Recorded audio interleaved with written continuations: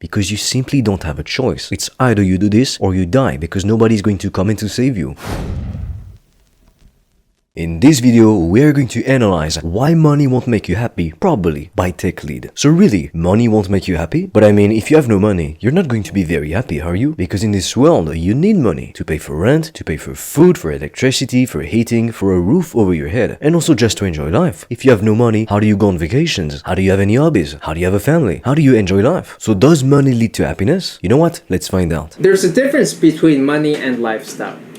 And what I would say is, all you need is a good lifestyle. What money truly buys is security. You know, when I was a kid, growing up low income, I saw people around me hating their lives. They were depressed, miserable, stressed out, anxious. A lot of them were taking antidepressant medications. They had to get up early, go to a job they hated, then come back home, have to deal with chores, groceries, responsibilities, and then finally at the end of the day, they would get a couple hours to quote-unquote relax in front of the TV. Because honestly, if you want to relax your body and your mind, you should read a book or do some meditation. Because watching TV, it's going to stimulate your brain, so it's not really putting you in a relaxed state. But let's be honest, at the end of a long, gruesome workday, what do most people feel like doing? Watching TV, watching Netflix, being on YouTube, on social media, talking to their friends, and for a good reason. It's completely natural to want to enjoy your life, and for different people, this is going to manifest in different ways. And you see, the funny thing is that I've read many statistics, and I've also read many books on personal finances, on money, books written by super successful people, by millionaires, even books relating the stories of billionaires, and at some point, I stumbled upon this phrase. It said something like, most millionaires spend less than 1 hour a day watching TV compared to most people. But then I asked myself a question. I wondered, are they spending less time watching TV than most people because they spend more time working, or they just do more other things like working out, reading non-fiction books, and so they prioritize their time in a different way, so they don't quote-unquote waste their time by watching TV mindlessly? Or is it that they watch less TV because if they have more money, they can simply afford to do more things? They can afford to go out to dinner, they can afford to spend an evening on a yacht, they can afford to go to the sauna after a long day's work. Let me know what you think in the comments down below. And so growing up in a low-income family, I just saw people having this life, and they were miserable, like I said. And so I thought, I need to find a way to build a better life for myself. I want to wake up every morning in a place where I can have peace of mind, in a nice, positive environment, one that is actually optimized for me to reach my goals and to maximize well-being and overall happiness, and I wanted to never have to worry about money ever again. I've experienced having pretty much nothing, and I have also experienced abundance. And let me tell you, when you do experience abundance, you never want to go back. You'll do whatever the hell it takes to never go back to not having that much. Because when you don't have that much, life isn't very fun. I don't think I'm teaching you anything new by saying this. But you've got to be very careful. Because you see, I thought that if I had more money, then I would be more free. And at first sight, it might make sense. If you have more money, you can go on vacations, you can go in the nice restaurants, you can have fun, you can spoil the people that you love, you don't have to worry about having to pay rent or struggling to pay literally for food. So he's right when he says that money buys you security. It buys you comfort. I mean, really, what's the difference between a 2-star or 3-star hotel and a 5-star hotel or a penthouse? It's the comfort, the experience. But if you go to a 2-star or 3-star hotel, you'll be able to sleep. You have shelter over your head, heating, electricity, you've got some food. So you're not poor by any means, technically speaking, at least from financial terms. You might be low status, but you're not necessarily poor. And so what money truly buys you is the experiences, the freedom, although not always. We'll come back to that in just a second. And most importantly, comfort and security. So why do I say that money does not always buy you freedom? Because you see, one thing I've always realized is that I wanted to be free, but to be free, I needed money. Because if you have no money, you're not really free. You'll have to do what other people want you to do. You'll have to work a job that you hate. You'll have to get up at 4:30 and go work in a factory for 12 hours straight, because you simply don't have a choice. It's either you do this or you die, because nobody's going to come in to save you. But then I also knew, what about those doctors, those lawyers? They make 6 figures a year. They drive an Audi, a Mercedes, a BMW. But how much freedom do they really have? They have this one job, they have to be there at this time at the office, and they can only leave after a certain time. When they want to take vacations, they still need to ask somebody's permission, and really they don't have that much vacations anyway, like 2 weeks a year maybe. So they might drive a nicer car and have more wealth in general, but are they really free? Not really. So I knew if I wanted to be free, I not only needed to have money, because I could have been a lawyer, a doctor, or a banker if I wanted to, but I knew if I went for that path, the traditional path, I would have never been free. So I was looking for alternative ways, and I found online business. Why online business specifically compared to a traditional brick and mortar business? Because brick and mortar businesses come with a lot of downsides and so many risks. I didn't want to have any debts, and if I had wanted to open up a gym, a hair salon, or whatever the hell, I would have needed to come up with so much money to start the business that my only option would have been to take out a loan. And at the same time, you're not even guaranteed that the bank is going to give out a loan, because they want to make sure that you'll be able to pay it back. And then with the recent pandemics and lockdowns, we've seen it. Brick and mortar businesses struggled. So many small business owners, they went bankrupt. At some point, I even worked in a small restaurant, and the guy told me, don't open up a restaurant unless you're absolutely insane. And that's funny because at the time I thought, you know what, one day I might want to have a restaurant. But then I realized, he's right, it's a terrible idea. When you make $10,000 a month with a brick and mortar business, you're about to go bankrupt, literally. There is no other way around it. If anything, $10,000 a month for a brick and mortar business, even your local business, it's like their monthly expenses. But with an online business, if you make $10,000 a month, if you chose the right business model, you can have very high profit margins, up to 98%. And so with that money, of course, you'll have to pay taxes, and I actually recommend that you invest some of it back into your business to grow the business, but then you can have a lot of freedom with it. I mean, to give you an example, if you love supercars, if you paid around $2,000 a month, you could drive the latest Ferrari. So it's not like these things, they cost an absurd amount of money. You don't need to buy the Ferrari to be able to experience it. Like sometimes it makes me laugh. On social media, some people are going to comment, oh, but it's not your car, you rented it. And it's like, who cares? Do you have to buy it to be able to experience it? And either way, you still spend a lot of money. I mean, most people, they'll never afford $2,000 a month on a car. So what's their point essentially? It's kind of like saying, oh, you dined at this restaurant, you didn't buy the restaurant. Obviously, that's dumb. Oh, I feel safe. It is a backup plan that makes you feel good if anything ever goes wrong. But if you play your cards right and you build a lifestyle where you're always productive and you never retire, then you will never need to fall back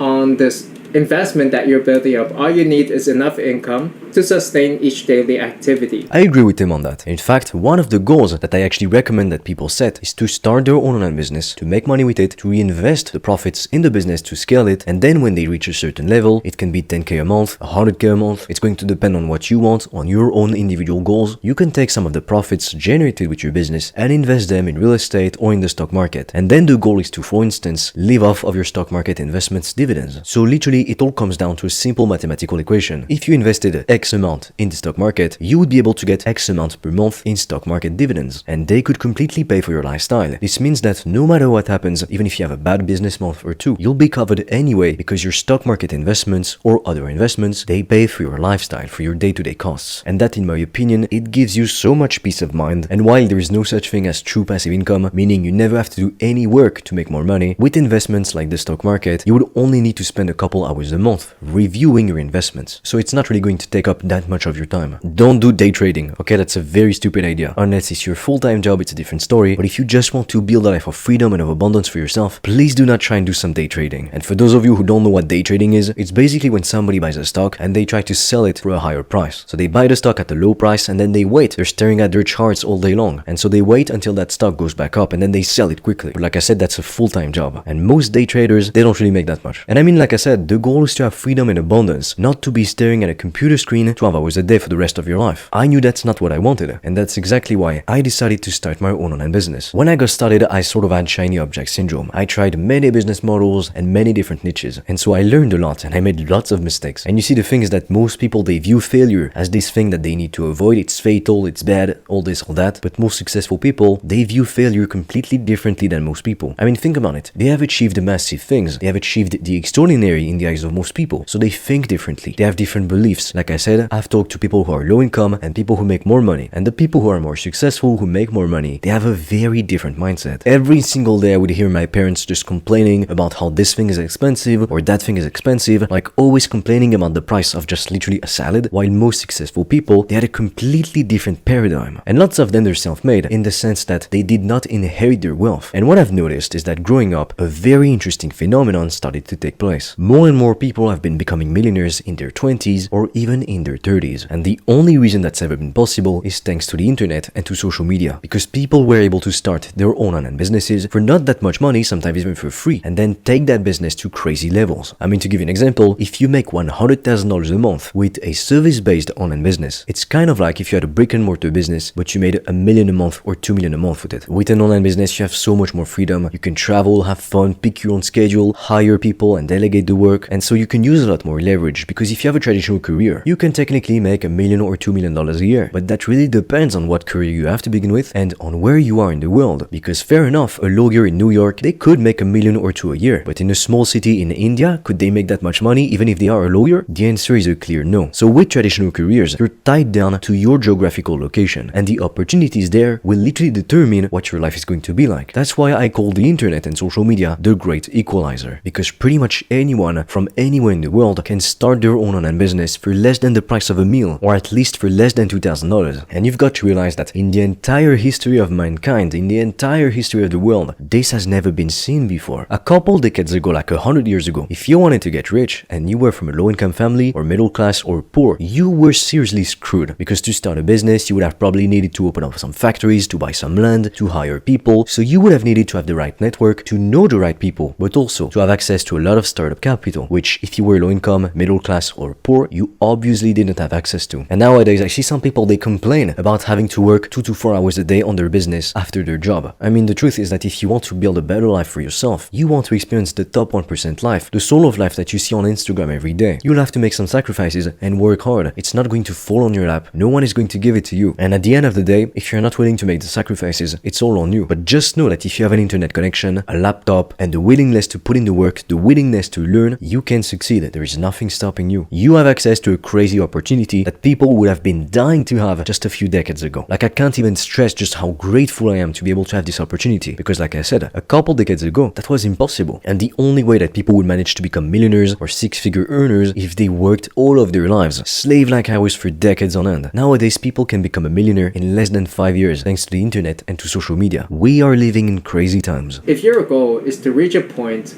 in which you retire, okay, let's say you get to age 50, you retire, and you live to age 120, you're screwed.